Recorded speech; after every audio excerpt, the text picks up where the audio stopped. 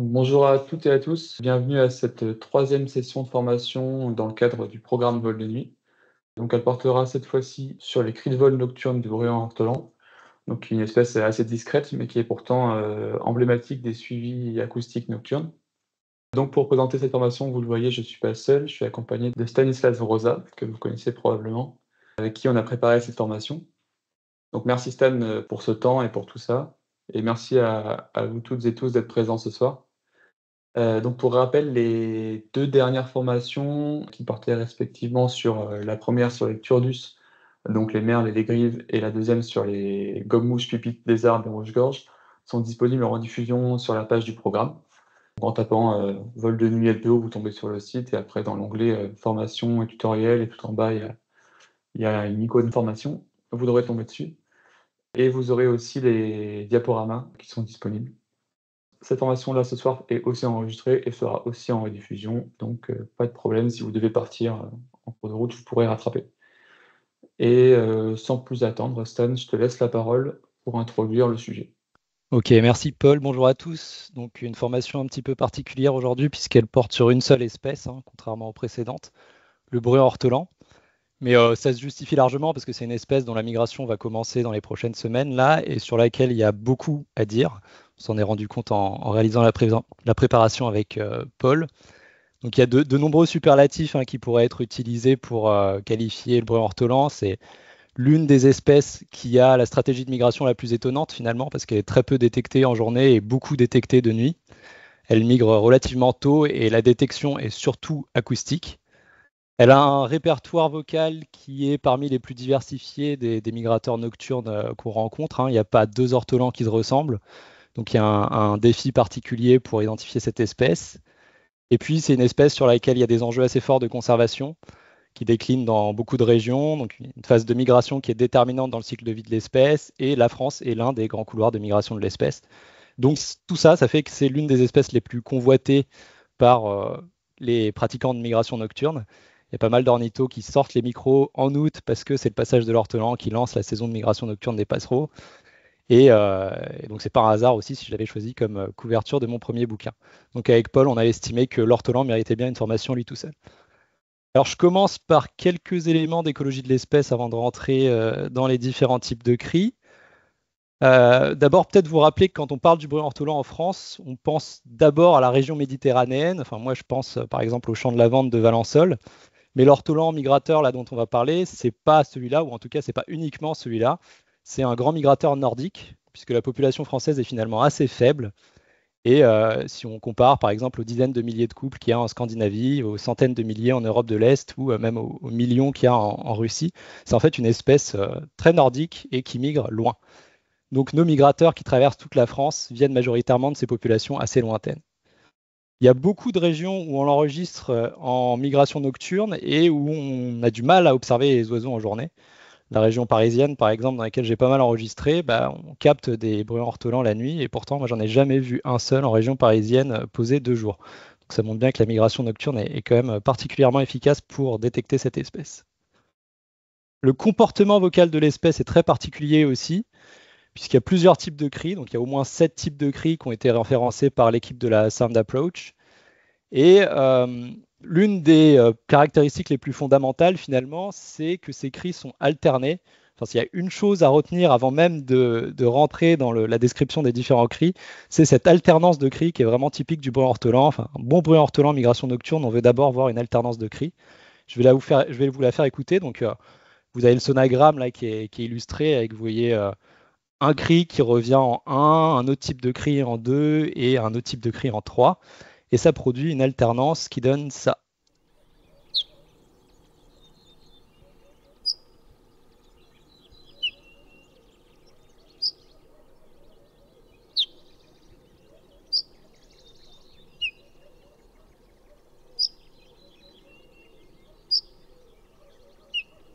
Donc l'alternance est assez évidente à l'oreille et c'est une des choses qui permet en général de repérer un bruyant ortolan. Donc là, c'était des cris diurnes. Je vais vous montrer quand même quelques cris nocturnes pour voir ce que ça donne en réalité dans la pratique aussi.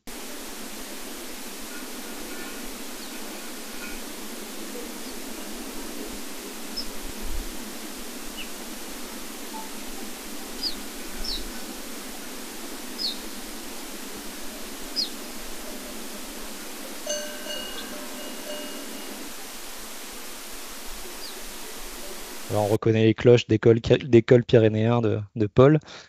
Donc là, l'enregistrement était beaucoup plus faible, mais on entend toujours cette alternance de différents types de cris.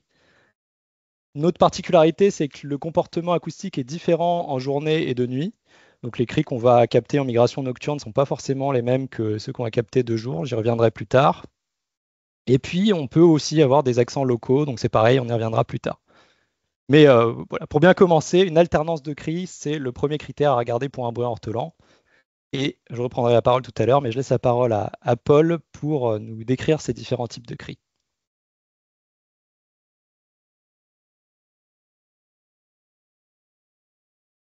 Merci Stan. Si j'active mon micro, c'est mieux. Donc pour cette formation, comme l'a dit Stan, c'est vraiment un comportement qui est très particulier, donc avec cette alternance de cris. Donc il est important de présenter chaque type de cri séparément, l'un après l'autre, pour que ce soit le plus clair possible.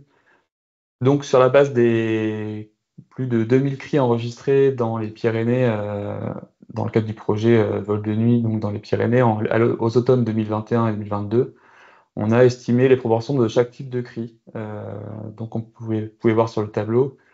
On voit que le tsirp est très abondant, ce qui peut en surprendre certains de chez vous qui sont plus initiés, qui ont l'habitude, parce que c'est un cri qu'on retrouve pas si souvent, mais qui est pourtant assez marqué. En fait, ça pourrait venir probablement du fait que certains cris, notamment le tiu ou le tsiu, quand ils sont assez faibles, ça peut ressembler à un tsirp, donc ça pourrait faire qu'on les a un peu les cris faibles auraient pu être classés dans cette catégorie-là. Mais c'est quand même un cri qui est assez abondant. Euh, donc voilà, pour ce classement d'abondance des cris, je vais passer maintenant, sans perdre plus de temps, à la présentation des différents types de cris. Donc on va commencer par le plic, qui n'est pas le cri le plus abondant du tout, mais qui est le plus caractéristique. En fait, avec cette forme bien particulière de N là, inversée, qui on voit est assez stable entre les différents plics. Comme on le voit en bas, là, j'en ai mis pas mal à la suite.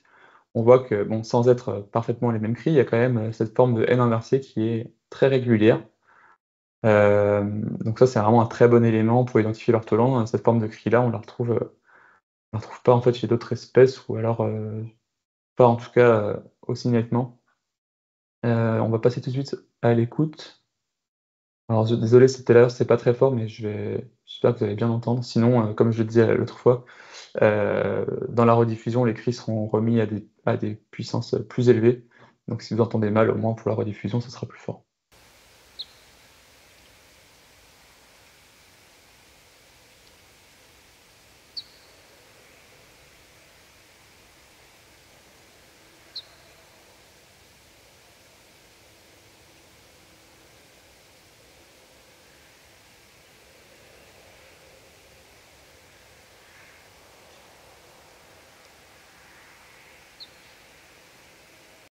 J'ai passé un deuxième enregistrement plus court. J'ai fait qu'il est bien à fond. Ouais.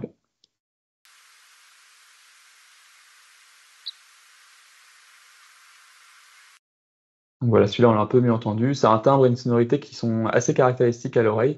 Donc une fois qu'on l'a entendu plusieurs fois, quand on le réécoute, on commence à l'avoir un peu dans l'oreille. Il y a quelques variantes. Parfois, il y a des cris qui sont un peu plus plats, comme on peut le voir ici, et qui peuvent faire penser à des tsirps, comme on le verra plus tard. Celui-ci, il est vraiment très plat, il est limite classable en plic, mais ça a l'air pas quand même ça parce il est un peu plus grave qu'un tsirp typique. On observe aussi parfois des fines modulations sur certains cris qui donnent un peu ce côté chuinté. Donc les modulations, c'est quelque chose qu'on trouve quand même assez souvent chez l'ortolan et qui peuvent donner un peu un côté raillé, chuinté, brouillé au cri, assez typique aussi. Donc on le voit bien sur le sonogramme en bas, en fait les plics sont assez stables en termes de fréquence. C'est généralement entre 3 et 5 kHz. Donc je vous conseille comme souvent, de faire des compilations de cris. Parce qu'en fait, quand on a une compilation comme ça, même sur quelques dizaines de cris comme ça, dès qu'on place un cri suspect dans la compilation, on voit tout de suite s'il rentre dans le moule ou s'il dénote complètement, et c'est déjà un très très bon indice pour savoir à quoi on a affaire. Alors, je vais passer Hop, à la prochaine diapo. Sur le tu, donc un des cris les plus communs, qui n'est pas le plus typique, mais qui est quand même assez caractéristique. Donc avec cette forme en descendante comme ça, une forme de jambe descendante avec une pente moins raide à la fin, qui fait une sorte de pied en fait. On dirait une jambe avec un genou et un pied. Je trouve que c'est assez caractéristique sur les cris les plus typiques. C'est pas toujours le cas, euh, mais, euh, mais ça ressemble quand même souvent à ça. C'est un cri qui est monosyllabique à l'oreille, ce qui le différencie du tslu qu'on verra après. C'est deux cris assez proches mais qui se différencient sur ça. Donc on va écouter tout de suite.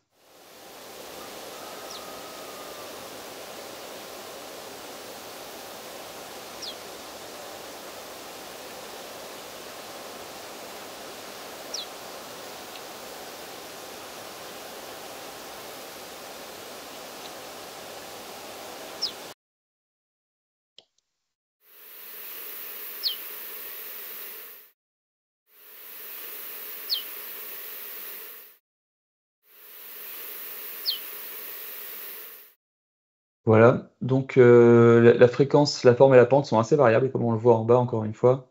On voit qu'il y a des cris plus ou moins hauts et surtout des cris plus ou moins dans la pente et plus ou moins raides. Donc ça, c'est pas ça varie pas mal quand même. On voit même ici un cri ici qui est très raide et un cri ici qui est beaucoup plus plat. Donc voilà, là, il faut prendre ça en compte quand on les compare entre eux. Mais on retrouve quand même souvent un crochet en attaque qu'on voit ici sur ces premiers cris, qui n'est pas toujours présent, mais qui est un bon indicateur aussi. Et cette bosse que j'appelais le genou tout à l'heure, qu'on retrouve aussi souvent sur les cris, en tout cas les plus marqués. Et voilà, souvent, enfin c'est un peu moins répandu, mais la fin est souvent bifide, donc un peu en langue de serpent, comme ça, avec deux traits qui se séparent à la fin. C'est aussi un bon indicateur de l'ortolan.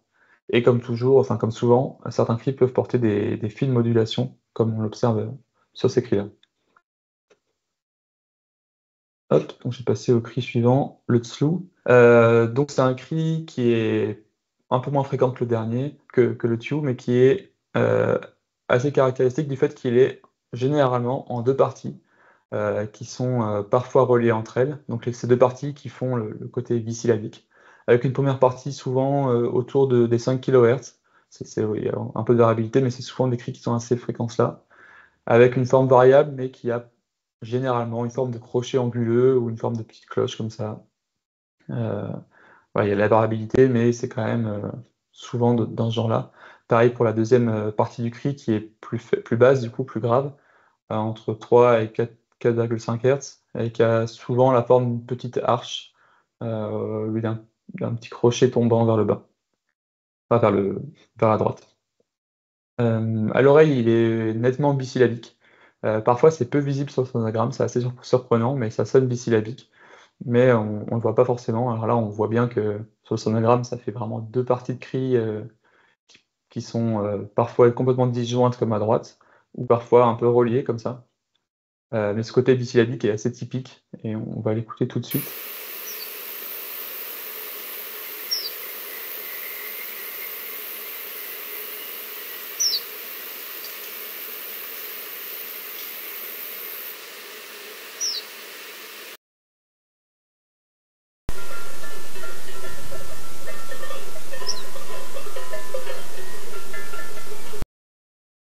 On a moins bien entendu le dernier. Mais voilà, ça fait vraiment ce tliou à l'oreille qui est typique. Donc comme le tu, la fréquence et les formes sont vraiment variables. Là, on observe des différences assez folles en termes de forme et de hauteur. Enfin, en tout cas, pour la forme, c'est assez bluffant. Il y a des formes complètement différentes. Et on observe parfois deux niveaux de modulation. Donc les modulations fines dont on parlait tout à l'heure, qui sont visibles en réduisant la taille de fenêtre à 1024 ou 512 selon votre fréquence d'échantillonnage. Et parfois des modulations plus grossières comme ça, donc des ondulations dans la première ou la deuxième partie du cri. Et un point d'attention, c'est qu'il y a entre le tu et le tslu, la différence est parfois très limitée, enfin très ténue. Et en fait, c'est plutôt probablement un gradient de cri entre le tu et le tslu, plutôt que vraiment deux cris complètement différents. Il y a des types de cris intermédiaires qu'on ne sait pas trop comment classer. Ça sonne un peu bisyllabique à l'oreille, mais c'est complètement relié, ou l'inverse, donc c'est pas toujours très clair. même s'il semble qu'il y ait quand même des différences et des cris extrêmes, mais c'est plutôt un gradient en fait. Voilà, donc on peut continuer avec le tsirp, qui est un cri du coup assez abondant, mais qui est fâcheusement peu typique. Il est un peu passe-partout. Malgré tout, c'est un cri qu'on retrouve dans ces alternances de cris plus typiques de l'ortolan, donc ça permet quand même d'avoir des cris où on est sûr que c'est des tsirps. C'est ça l'avantage avec l'ortolan, c'est que les alternances font qu'on peut être sûr d'autres cris compris dans l'alternance.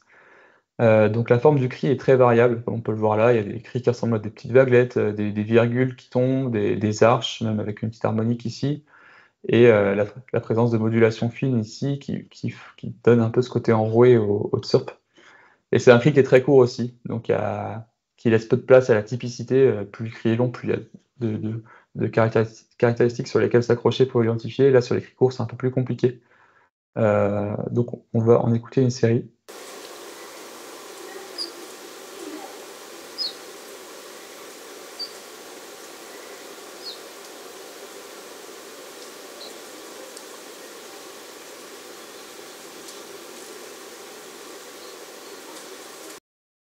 Donc là, c'était une alternance de tsirp, de tslou et les pliques. Maintenant, une série de tsirp, pardon. Non, c'était un cri unique, c'était pas une série. Et là, un tsirp puis un tiou.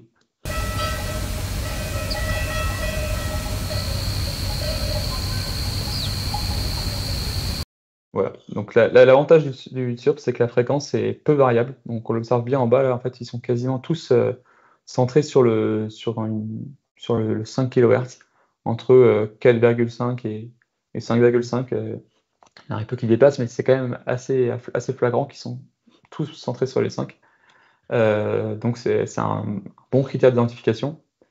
On peut parfois les confondre avec des tious ou des tslous, parce que ça ressemble en fait au début d'un tiou ou d'un tslou à un avorté un peu dégradé.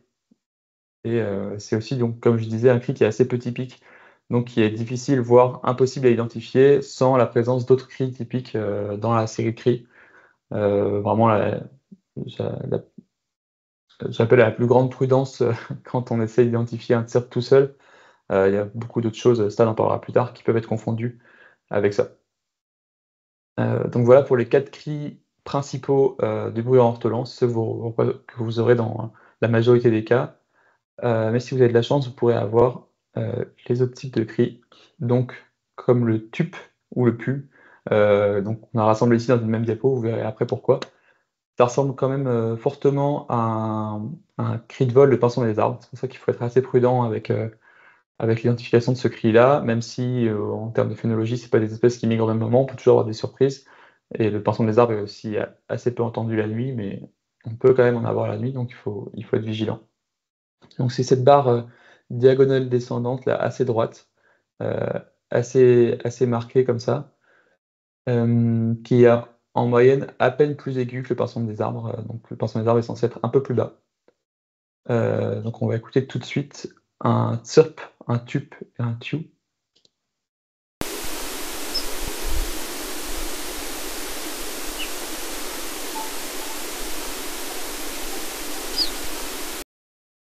Et un piou d'ortolan. Donc le piou, c'est vraiment un cri qui est une variante allongée ou plus arrondie du tup, euh, qu'on pourrait considérer en fait comme faisant part d'un seul cri avec le tup. Il a été d'abord dans la classification de The Sound Approach classé comme un cri différent, mais les frontières sont quand même limitées, donc on peut les rassembler sous un même type de cri qui est plus ou moins avec une pente plus ou moins raide. En tout cas, dans sa variante la plus plate, donc le pu, ça ressemble quand même pas mal à un cri de bouvreuil. Et encore une fois, c'est des cris qui sont peu caractéristiques et qu'il est plus facile d'identifier quand ils sont combinés avec d'autres cris.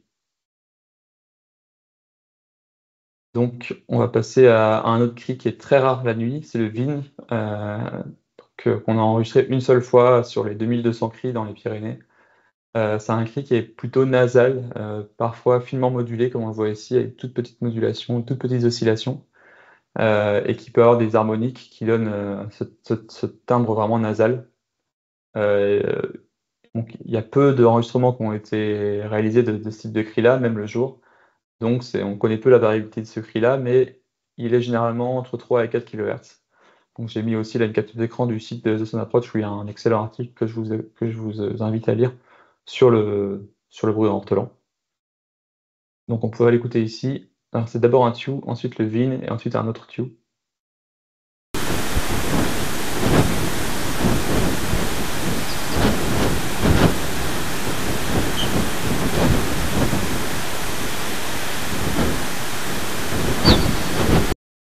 Et voilà, si jamais vous en détectez dans des séries de cris classiques, je vous invite à les partager sur Tsuno Kanto par exemple, parce que c'est vraiment des types de cris qui sont. On est très curieux de savoir dans quelle mesure ça peut varier pour pouvoir mieux les classifier. Mais voilà, c'est un cri qui est quand même très rare, donc estimez-vous chanceux si vous arrivez à en récupérer un.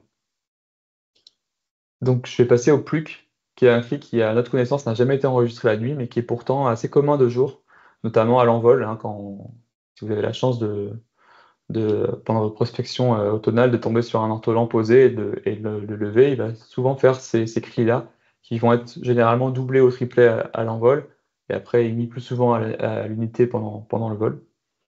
Donc c'est un cri sourd qui porte peu, qui est assez faible, et qui a souvent une sonorité un peu étouffée. On va l'écouter tout de suite. C'est des cris diurnes.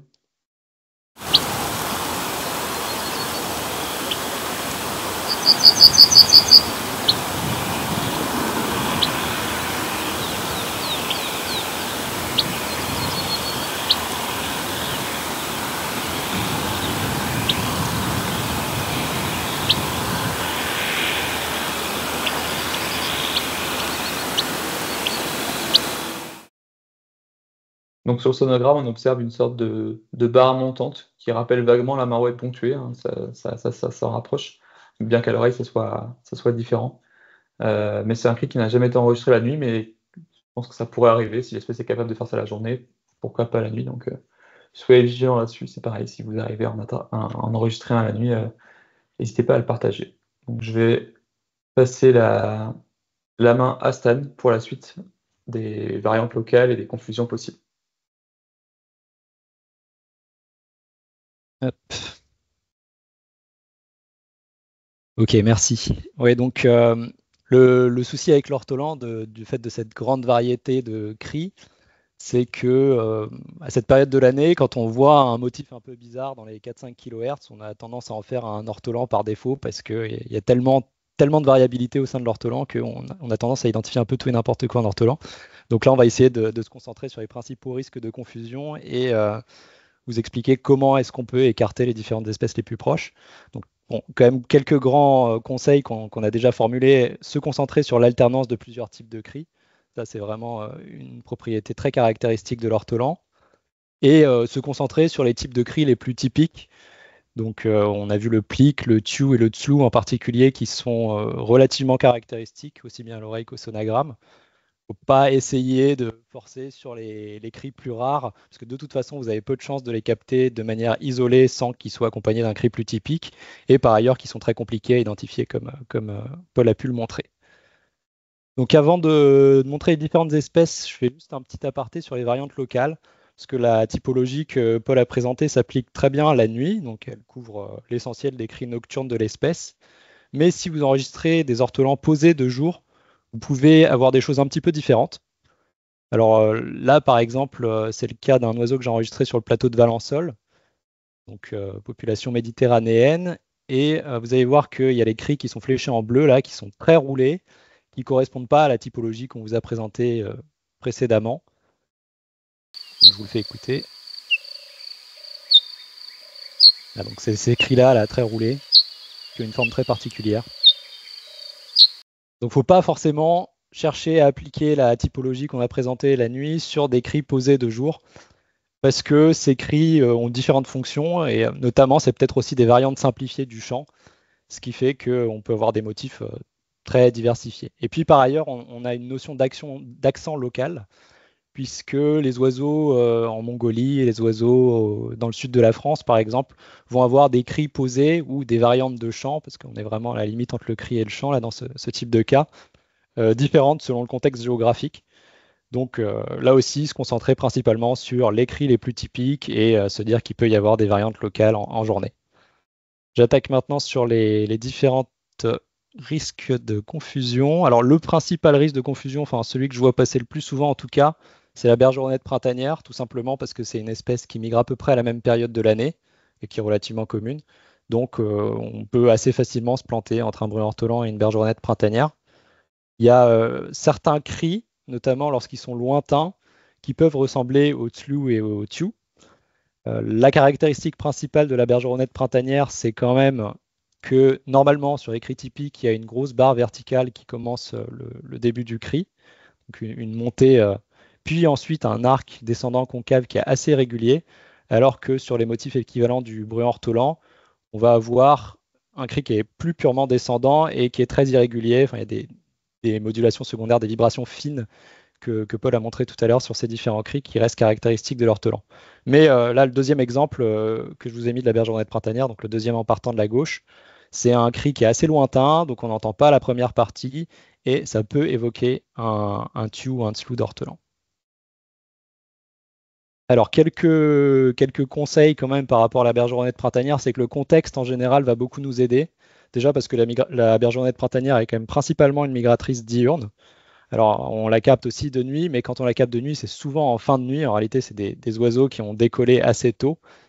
Donc, quand on voit un cri suspect à l'aube, à cette période de l'année, en fin d'été, bon, prudence particulière par rapport à la bergeronnette printanière. Le contexte nous aide aussi parce que les cris courts ou incomplets sont généralement accompagnés de cris plus complets. Donc, si vous voyez un cri qui vous fait penser à un cri rare de bruit ortolan au milieu d'un groupe de bergeronnettes printanières, là aussi, on redouble de vigilance. Et une attention particulière à l'effet de la distance, hein. Plus la bergeronnette printanière passe loin, plus elle a tendance à ressembler à un ortolan. Donc on se concentrera surtout sur les cris les plus proches. Autre risque de confusion avec une espèce qui migre à la même période de l'année, c'est le pipite des arbres. Alors on connaît le cri vibré du pipite des arbres qui ne ressemble pas du tout à celui de l'ortolan. Mais il existe un autre type de cri plus court qu'on entend assez rarement la nuit finalement, et que les oiseaux migrateurs de jour font assez régulièrement et qui peut ressembler à des tsirps ou des pliques d'ortolan. Je vous le fais écouter. Ça c'est cri vibré. Et là on passe sur le deuxième type de cri.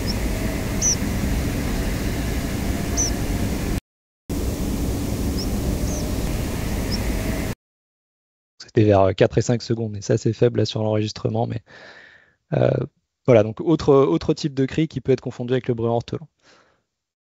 Je continue ensuite avec le pinson des arbres, alors qu'on a déjà illustré tout à l'heure avec le tup. Là, pour le coup, c'est vraiment très compliqué de faire la différence entre les deux. Il y a des petites différences de fréquence qui étaient illustrées sur la diapo de Paul quand il présentait le tup. Mais c'est vraiment compliqué, là, pour le coup, de faire la différence entre ces deux-là. Bon, il se trouve que le tup est un cri quand même assez rare chez l'ortolan. Donc, normalement, si vous avez un ortolan, vous devriez avoir d'autres types de cris qui accompagnent ce premier cri. Et après, on a tous les bruants. À commencer par le bruant jaune. Donc, je vous le fais écouter. Un son nettement plus vibré et plus long que le bruant ortolan.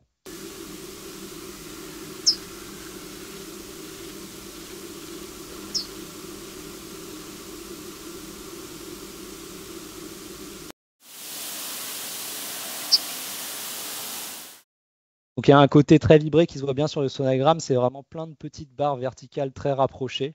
Ça, vous ne l'avez pas aussi marqué chez le bruant ortolan. Autre espèce, le bruant des roseaux. Donc là, pour le coup, c'est le contraire. C'est pas très vibré. Au contraire, c'est très pur et très long. Ça peut faire penser au tube du bruant ortolan, mais c'est plus étiré et plus pur. Je vous fais écouter le bruant des roseaux.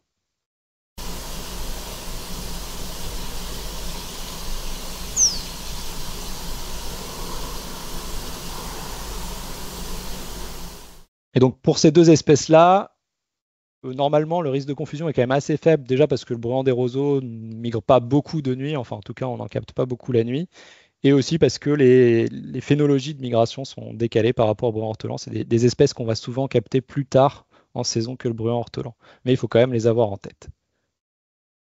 Encore d'autres exemples de bruants. Alors là, pour le coup, la phénologie est encore plus décalée, donc il y a quand même assez peu de risques de confusion. Mais comme les cris se ressemblent, on a quand même décidé de vous les présenter. Donc c'est le bruant des neiges et le bruant lapon qui peut avoir des cris étonnamment proches du bruant ortolan. Donc sachant que le bruant des neiges et le bruant lapon, c'est aussi des bruants qui alternent deux types de cris, et que le deuxième type de cri, c'est une sorte de tri qui ressemble à une petite clochette qu'on agite, et qui pour le coup est vraiment complètement différent des autres vocalisations de l'ortolan. Donc si vous avez les deux types de cris, il n'y a pas de risque. Normalement, il n'y a pas trop de risque au regard des saisons de passage, mais il faut quand même les avoir en tête. Donc le bruant des neiges pour commencer.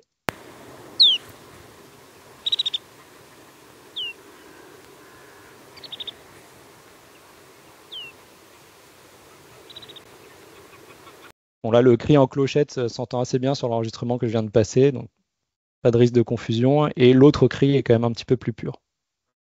Et bruant lapon.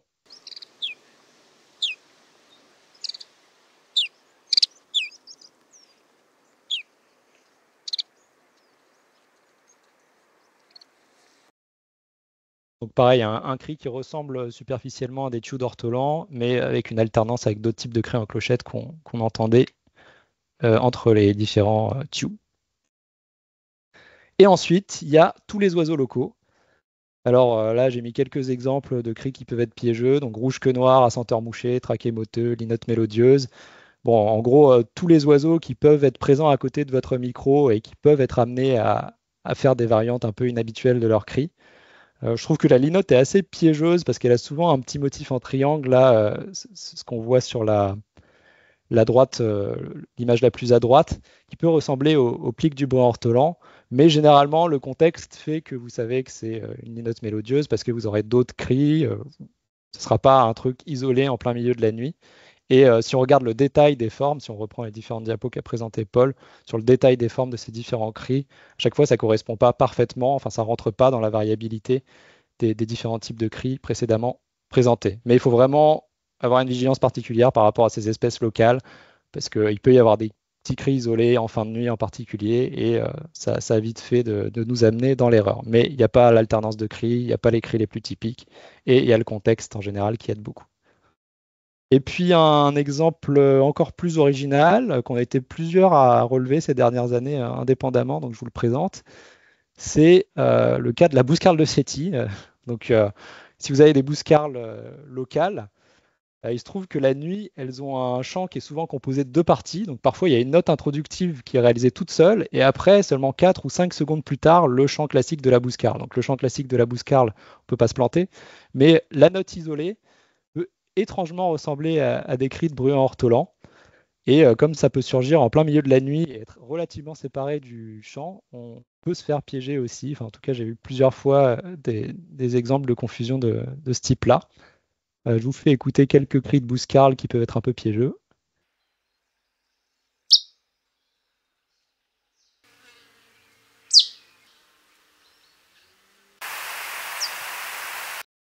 Bon, là, les cris sont très nets, donc on perçoit le timbre un petit peu explosif de la bouscarle, mais quand c'est assez loin de nuit ou un petit peu brouillé dans le paysage sonore la nuit, on peut assez vite se faire piéger. C'est tout pour les risques de confusion et je repasse la main à Paul pour l'enquête flash. Merci Stan. Après vous avoir présenté toute la variation et les différents types de cris du bruit en ortolan, je vais vous parler de l'enquête flash qui va porter sur le bruit en ortolan qui va avoir lieu donc dans le cadre du programme vol de nuit du 25 août au 15 septembre.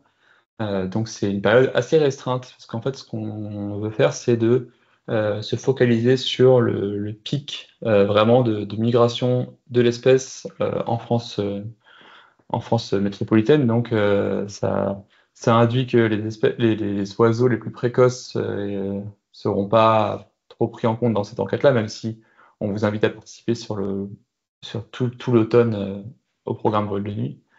Donc pour le contexte, il y a des études GLS, donc à l'aide de capteurs, euh, de petits capteurs plus petits qu'un GPS qui fonctionnent avec la lumière. Bref, c'est un autre sujet, qui suggèrent qu'il y a eu deux voies de migration du bruit en ortolan en France à l'automne. Donc une qui serait plutôt atlantique que j'ai synthétisée sur la carte.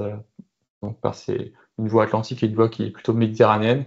C'est à prendre avec des grandes pincettes, hein, les GLS sont des grosses imprécisions de mesure, mais il semblerait y avoir 2 voies de migration, de bruit ortholan en France.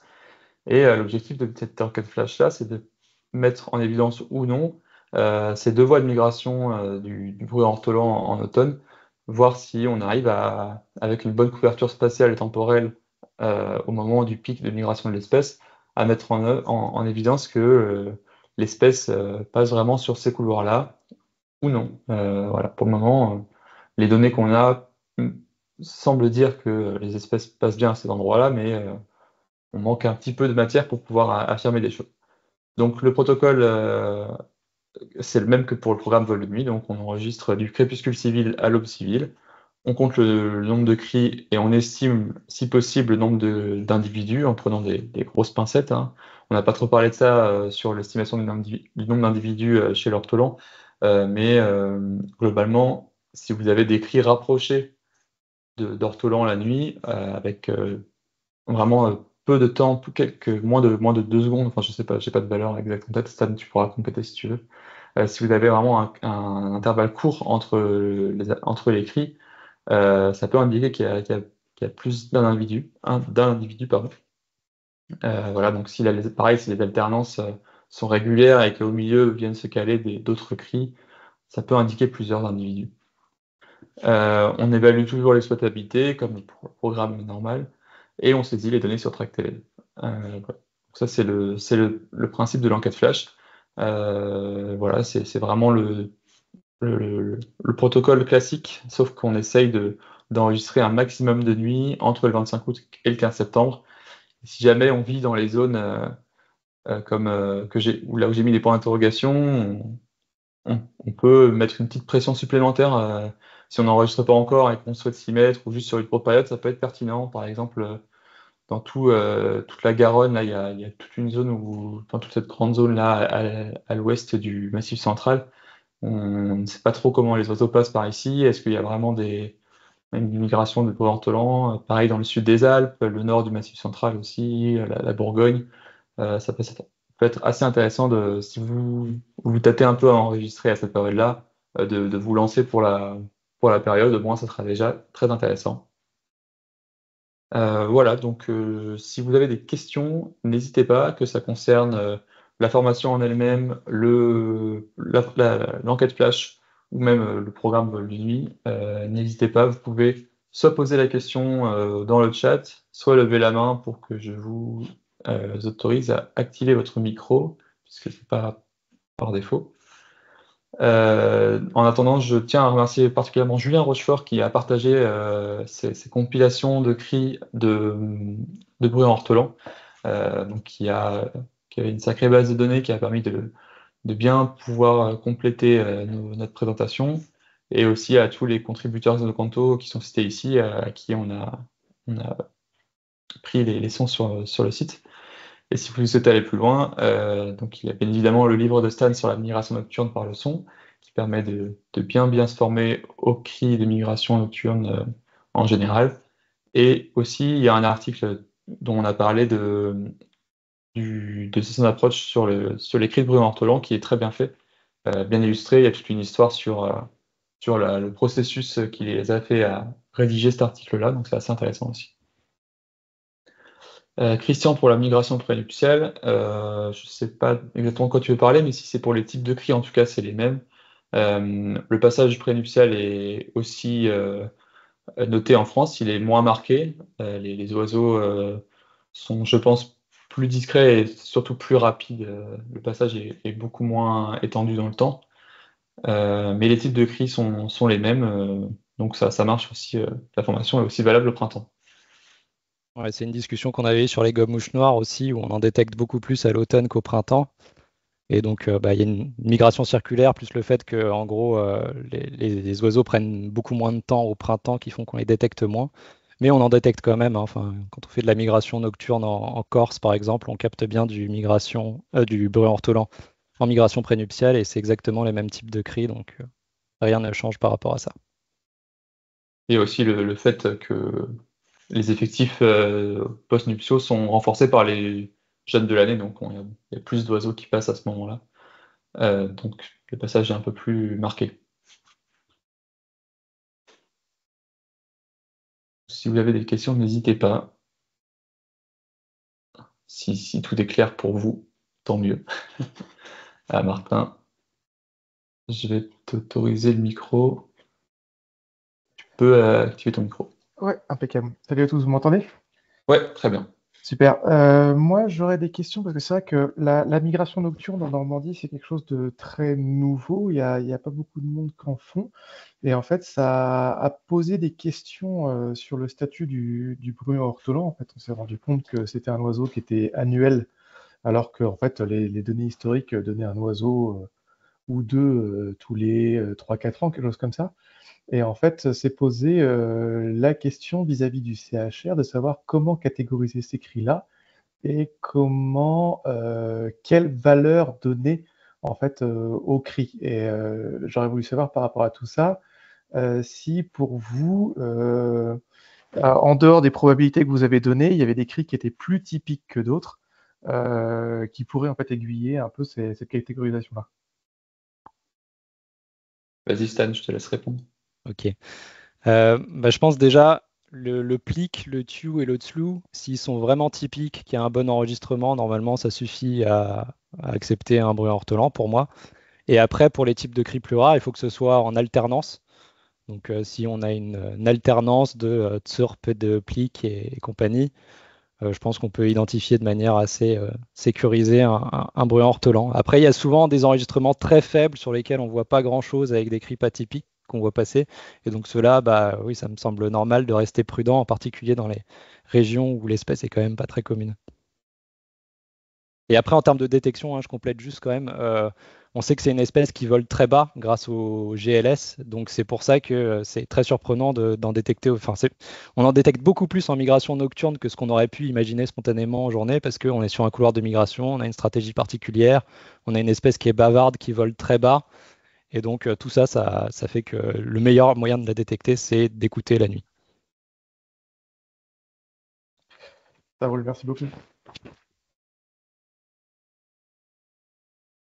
Et méfiance sur vos premiers ortolans. On a tendance souvent à s'emballer sur les premiers parce qu'on a envie d'en enregistrer, mais là on voit commencer à émerger les premiers enregistrements en mystère sur nos canto de cris, de bruits anthropiques ou de bruits parasites dans l'environnement sonore nocturne qui sont supposés comme étant des ortolans.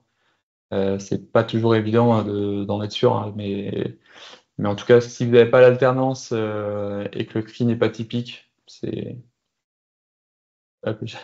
faut quand même être bien vigilant sur ces cris-là. Ouais, pour les premiers, avoir au moins 2 cris typiques alternés, ça rassure quand même pas mal. Ouais. Et une autre espèce qui m'est venue en tête ce matin de confusion avec l'ortolan, c'est les tourneaux sansonnés en dortoir. En fait, on entend, ça ressemble pas mal à un tiou, en fait, à un cri tombant.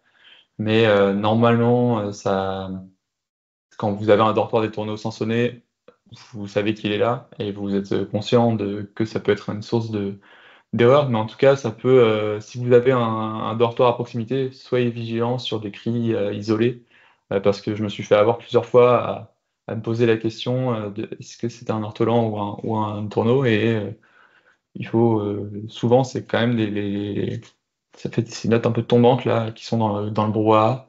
Donc si jamais vous avez ça à côté de chez vous, désolé déjà parce que c'est quand même pas très agréable la nuit d'avoir un dortoir des tourneaux pour enregistrer le son, mais soyez vigilants. Ouais. Martin, tu as une autre question?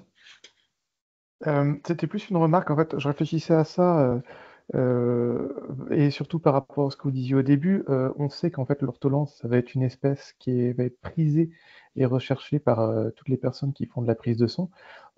Est-ce qu'on pourrait pas utiliser un peu sur le même principe que ce que vous aviez proposé sur les compilations d'Audacity sur les différents cris de gomme-mouche, choses comme ça, d'ouvrir une section dédiée sur le Discord pour partager tous les cris d'ortolan que tout le monde capte. Ça permettrait à la fois en fait de faire une espèce de base commune pour toutes les personnes qui débutent, histoire de comparer, et surtout en fait d'éviter peut-être les faux positifs, parce qu'on sait on risque d'en avoir, parce que tout le monde va vouloir en chercher forcément. Et puis, moi, je m'inclus dans le tas aussi, hein. Oui, oui, moi aussi, mais c'est vrai que c'est une très bonne idée, à voir comment on peut l'organiser pour que tout le monde ajoute ces sons-là facilement. Ce que je peux faire, sinon, bon, j'avais dit que je le ferais pour les pipites gomme-mouche et rouge-gorge, je l'ai pas fait, mais c'est en projet. Et je pense que pour l'ortolan, ça peut être fait aussi assez rapidement en récupérant voilà, ce que j'ai présenté tout à l'heure, plus d'écrits de Tractelen, de Xenocanto. Et c'est vrai que c'est pas mal de mettre à contribution le Discord. D'ailleurs, si vous n'êtes pas encore sur le Discord, je vous invite à le rejoindre. Il y a des échanges assez intéressants sur pas mal de sujets, sur du matériel, sur l'identification. Donc c'est un lieu intéressant pour échanger sur le sujet. Euh, mais, euh, mais ouais, je vais y réfléchir. C'est une bonne idée, Martin. S'il n'y a pas d'autres questions, je vais vous laisser retourner éplucher des enregistrements nocturnes. Euh, Globalement, on a fait vraiment le tour du sujet. Merci à toutes et à tous d'avoir été présents. Merci Stan pour ton travail sur le sujet. Et voilà, si vous avez des questions sur tout ça, je reste disponible à l'adresse voldenuit@lpo.fr ou n'hésitez vraiment pas à discuter sur le Discord, c'est vraiment un bon lieu d'échange pour ça. Donc voilà, merci à tous. Je vous souhaite une bonne soirée et de bonnes écoutes nocturnes. L'automne arrive à grands pas et la migration post-nuptiale a déjà bien commencé pour pas mal d'espèces. J'espère vous voir nombreux sur Tractelen pendant la période de migration de l'ortolan. Merci à tous, merci Paul. Salut, bonne soirée.